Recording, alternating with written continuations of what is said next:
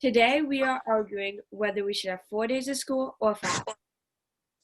I think that we should do 4 days of school a week because statistics show when kids have 4 days of school a week, they have better test scores and they actually have better attendance. But if we have 4 days of school, some people don't get to see their family on holidays because we have to take an extra day or two so we can keep up on our school. I also argue that the extra day could be extra activities for the kids to do because 5 days of school a week, that takes up a lot of a kid's life, and the day could be, teachers could use the extra day too for homework and grading. The day could actually be used for cleaning during COVID. But some parents have to hire babysitters or have to take days off just to watch their kids because they can't leave them home alone. Those are all good points. But some students use school as an escape from home if something's going on there. Fair point.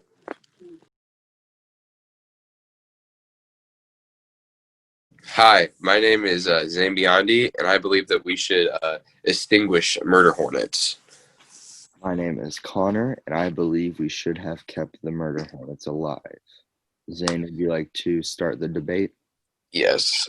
After looking at a couple of articles, I think that we should prevent them from repopulating because they are extremely bad for the environment. And another thing is that they're scary and they're poisonous to human beings, and they're just really big. So, how about you, Connor? Well, that is a very good point. In Asia, because they are from Asia, only 14 people died a year, and scientists say that some of those weren't even from the murder hornets.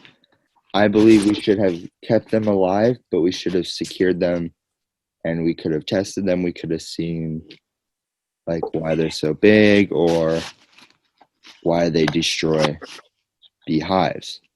I don't think it was the smartest decision just to kill them, get them out of the way. I feel like we could have learned a lot more if we kept them alive. Maybe, yeah. I feel like we could maybe keep them out of the U.S. and keep them in their natural habitat, and then we can research them from theirs so that they don't have to be in this foreign land. So, but to each their own. Go Cards! Go Cards! My favorite teacher that I've had so far is my 4th grade teacher, Mrs. Sheeks. After moving to Newton from across the country, she helped me get used to the transition of living here and helped me get out of my comfort zone. She is super nice and cares a lot about her students, and I learned a lot in that class. So thank you, Mrs. Sheeks, for everything that you've done for me. Hi, my name is Zen. My favorite teacher probably has to be Swede because he's been my teacher for all 4 years of high school, and he's helped me get stronger and just overall feel better about myself, better than I was in freshman year. So my favorite teacher is either Mr. Weeks or Miss Miller. Mr. Weeks because I like history, and he always just making class fun and everything. Miss Miller, the choir teacher, because I honestly like. Hi, I'm Brianna Abisher from Cardinal TV, and my favorite teacher would have to be Mr. Q because he is very understanding and kind, and he understands everything. If you forget to turn an assignment one day and you turn it in the next day, and he'll give you 100% credit for it because he understands what you're going through, and that high school's hard, and he'll just completely understand. So this is why Mr. Q would have to be my favorite teacher. I think probably my favorite teacher of all time was Mr. Larson. He was my 8th grade history teacher, but he was also my homeroom teacher for that year. So in middle school, I always had really good grades, but I always showed up late to school. Every morning, every class, I'd show up late. But Mr. Larson never cared. I always came in and he greeted me with a smile. We had conferences one year, and he came in and talked to my parents and talked about how I was always late. And he said one thing. I don't really care how late Brianna is all the time because I know she'll get her work done, and I know she'll show up. So I think I just kind of liked how he was so understanding when I was always late, but he never cared. My favorite teacher would probably have to be Miss Choi from my 8th grade year because I don't know, she was just so understanding, and she, like, if someone had, like, a problem that they couldn't understand, she would always try and, like, get it fixed, like, right away. And through the whole pandemic, she still had ways to, like, contact us and make sure we were all doing okay. And at the end of the year, she sent us all Lucky Charm things. I don't know if more mine is, but it's on my keychain, so I drive with it. So yeah, it means a lot to me, and yeah.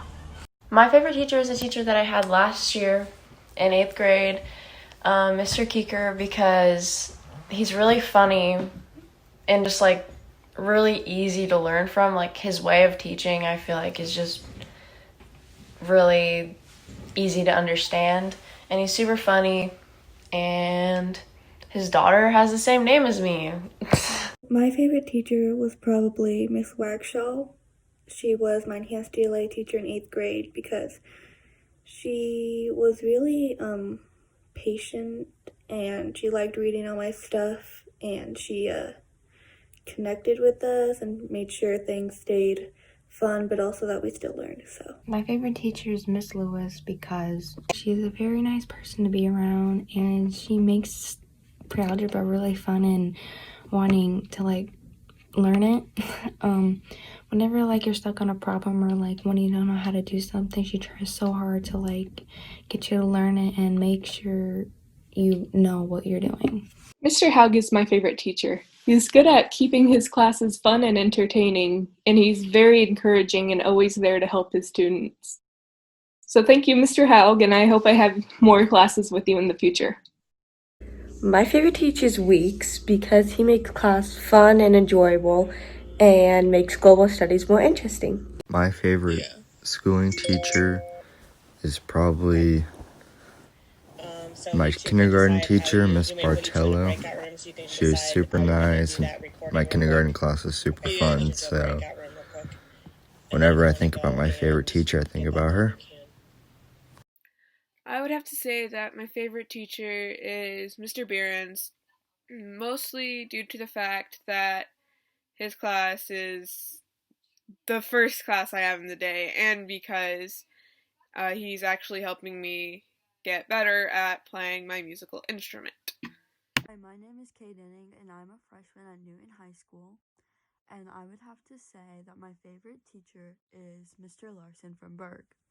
He was my 8th grade history teacher, and he always made sure that class was fun and actually made sure that we learned things, and that if we didn't understand it, he helped us understand.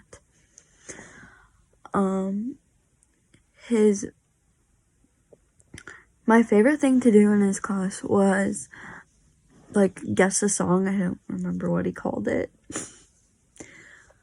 And he would give people candy if they guessed the song, and it was really fun, and I actually enjoyed his class. Mr. Keeker is my favorite teacher because he made class not boring, and it's the only science class that I didn't have a D in.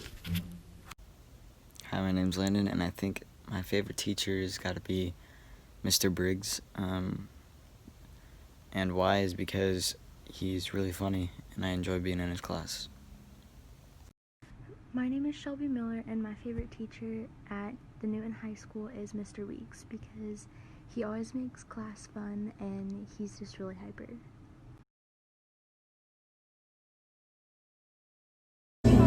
Okay, so we're at La Cabana, and we're gonna try their cheese quesadilla and then soft shell taco with beef, cheese, and lettuce. Start with the quesadilla.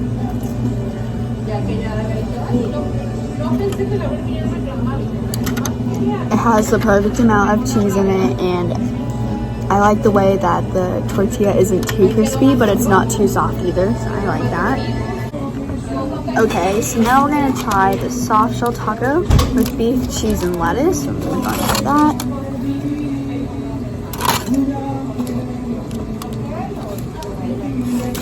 It has the perfect mix of lettuce, cheese, and beef. And I think I just like it overall.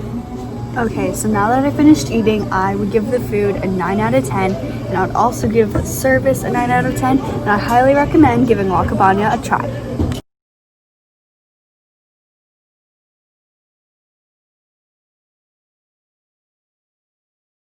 Tuesday night, November 10th, 2020, Joseph Webster was released from prison and is now reunited with his family. What we're discussing today is whether Joseph Webster should be receiving help from the Tennessee government or not. I am on the side that he should receive help from them. And I am on the side that they shouldn't. Webster was in prison for a crime he did not commit, which that sentence lasted 15 years. They should help him for that. Yes, but it was a life sentence. And many other inmates are probably in jail, estimated 5%, and we can't tell if that's a good estimate or not, because who can really tell that? An estimated 5% of inmates, which is 120,000 prisoners in the U.S., are supposedly serving time for a crime they did not commit. And some of them will never be freed. Well, he's gotten a lot of trauma from this, from A, not being able to spend time with his family, and B, not actually committing the crime. But that's really not for the government to help with. They made their call, and Webster hasn't said anything about any trauma. He's just happy to be with his family.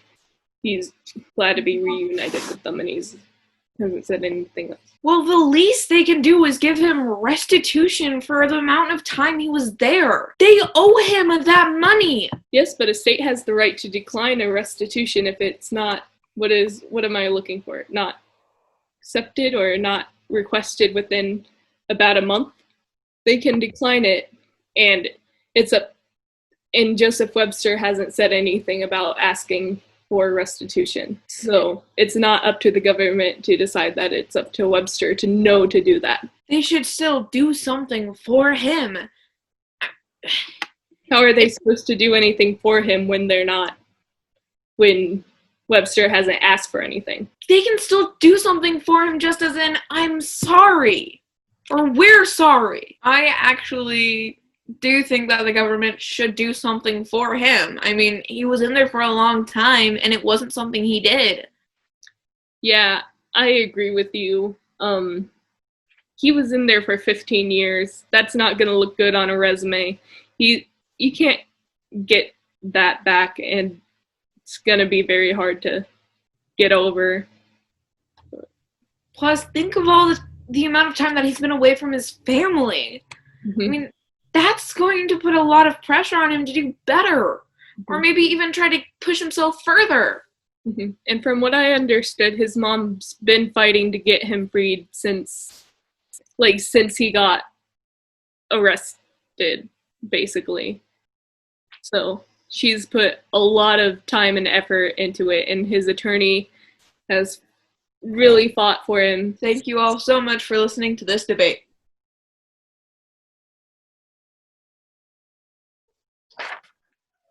We're debating whether or not the cop that shot the black man in Indiana 23 times should be charged. I don't think he should get charged. I think he should, because whether he was running away or not, being shot an excessive amount of times by someone who is trained to maintain their anger is disgusting and most definitely police brutality. Didn't run, he wouldn't have gotten shot. If he was going to shoot him to stop him from running, he could have shot him in the foot, or if he was close enough, use tasers.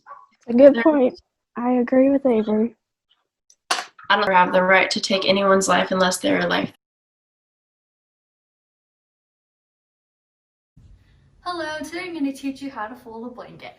So first, you start from over here and you go end to end, and then you straighten it out and pick up your corners, use your chin, then use your leg and go like that, fold it again, and there you have it, folded blanket. Junior, how to turn a light on. So all you have to do is grab your hand, and you want to go up to the switch, or like there's some that go like that, but I got one of these switches, right? You just want to push up. If it's down, that means it's off. You want to push up, and now it's on. You want to push down, and now it's off. So on, off, on, off, on, off. Today I'm going to show you how to close the door without your parents yelling at you.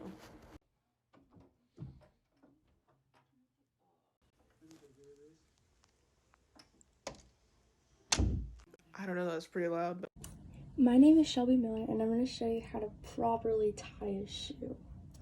So you're going to want to take your shoestrings and then cross them, and then put one under the loop, and then tighten it. And then you're going to take either your left or your right lace and put it around your finger and make a bunny ear. And then you're going to want to loop the other one around and stick it in the little hole and then tighten. And there you go, you got a perfectly tied shoe.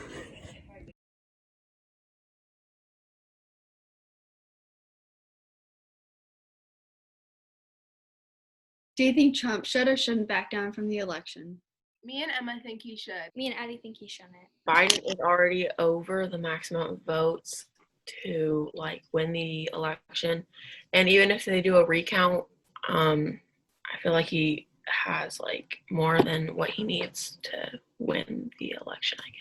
I think that he shouldn't because Wisconsin, Pennsylvania, Michigan, Georgia, and Arizona are too close to call and deserve a full recount before he steps down or concedes. I think he should because he's taking away rights that he doesn't need to be taking away from other people. I think he shouldn't because, unlike Biden, he's not going to raise taxes with jobs. I think that he should because he is like one of the top people, and he needs to act responsible, and some of the things that he posts on his social medias are very immature, and he shouldn't be posting them.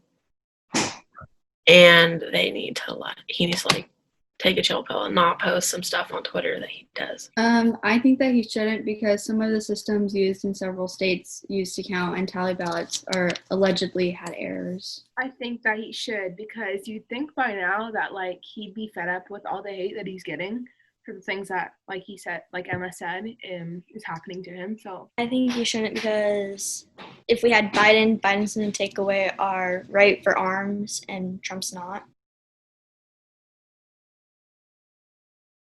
Hi, my name is Brianna Abisher from Cardinal TV, and my pet is Crash. She's a little kitty, and she's 4 years old. And we named her Crash because when we first got her, she would like fall down the stairs, and she like did it for fun. So that's why we named her Crash. But she's really sweet, but she's a little bit fat. So yeah, that's my pet. so this is my dog Bear. Oh, that's the other one. As a puppy, he's always hated leashes. He will not go outside past our fence. He won't even go in the car. He won't wear collars. He's such a weird dog, bro. This is my cat Taro.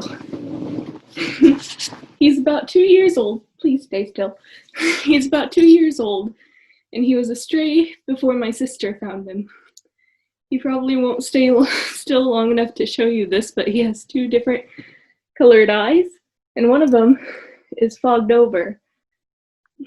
And we don't know how good his vision is, but he was probably in a fight before my sister found him and gave him to me.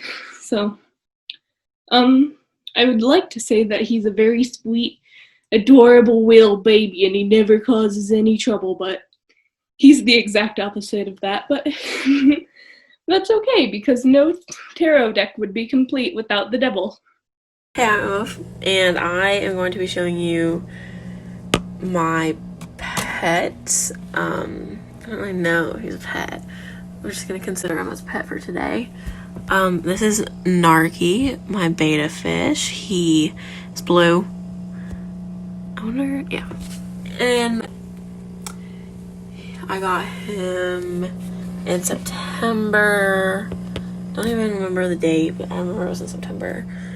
And he has like a cute little tank, I guess, and it like changes colors.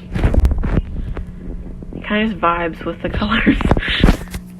And yeah, that's my pet. First up, this is Autumn. She is 12. She is a yellow lab. She mostly sleeps. That's her favorite toy. As you can see, it's pretty dead. This is Thor. He is a Yorkie. He's 10 years old. We call him Thorsaurus sometimes. And he likes cuddling, wears diapers because he likes to pee all over the house. And then bless you. And this is Magnus. He is 3 years old. Very beautiful cat. Mostly just lays around, likes knocking your cups over. We call him Mags, Maggie, Magamoo. He has a lot of nicknames. Doesn't love being pet. And this is Merlin. He is either 1 or 2. I'm not really sure. He mostly plays and sleeps and knocks stuff over, and he's special and likes to steal your food. This is my cat Calypso. She's pretty chill. I've had her for maybe 3 years now. She's really shy and kind of a psycho.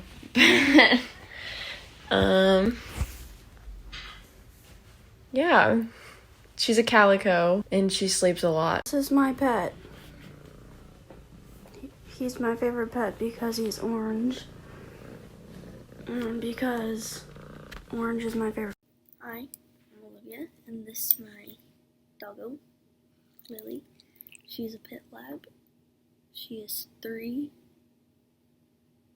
and well, she's technically not mine, just my sister's. But she's an emotional support animal and very caring. My name is Shelby Miller, and this is my favorite pet. Her name is Oakley, and she's my favorite pet because she's so sweet and calm. This is Lucy. She's 2 years old, and she's probably going to be the most relaxed cat you will ever meet. This is Jade. She sits and she gives high fives. She's a beagle mix. Lay down. Lay down. Go, get it.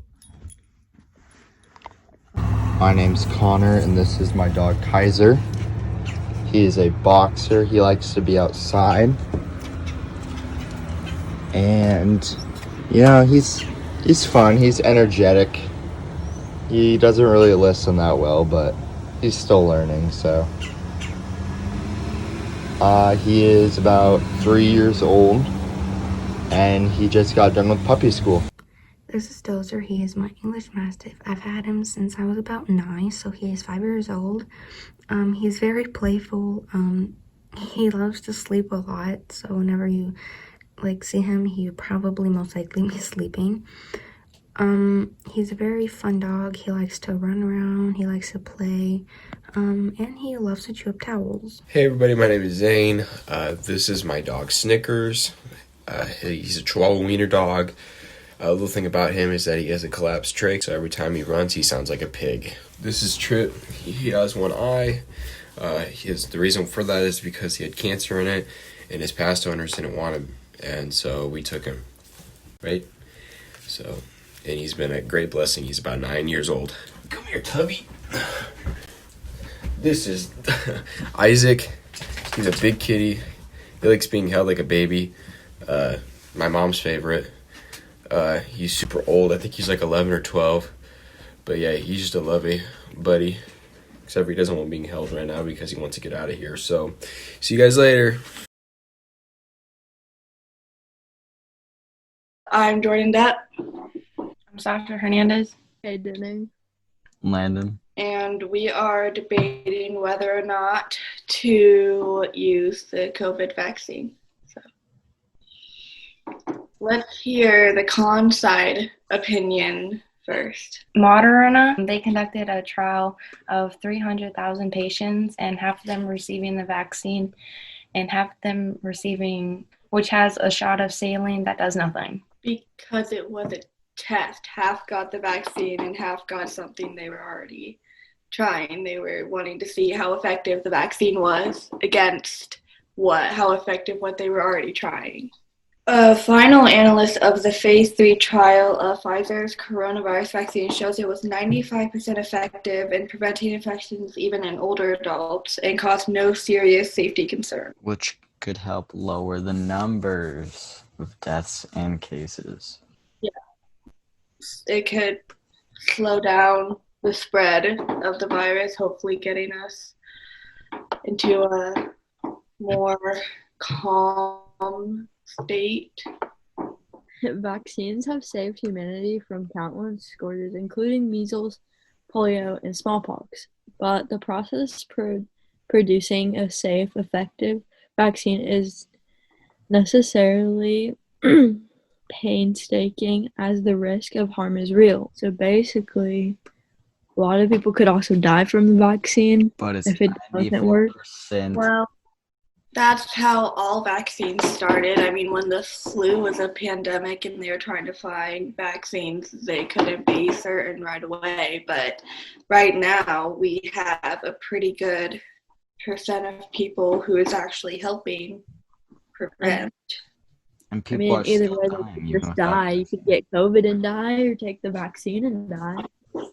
There were 10 severe cases of COVID-19 observed in the third trial, with 9 of the cases occurring in the placebo group and only 1 in the BNT162b2 vaccinated group, which is the experimental name for the vaccine. So the vaccine has proven more effective than the placebo.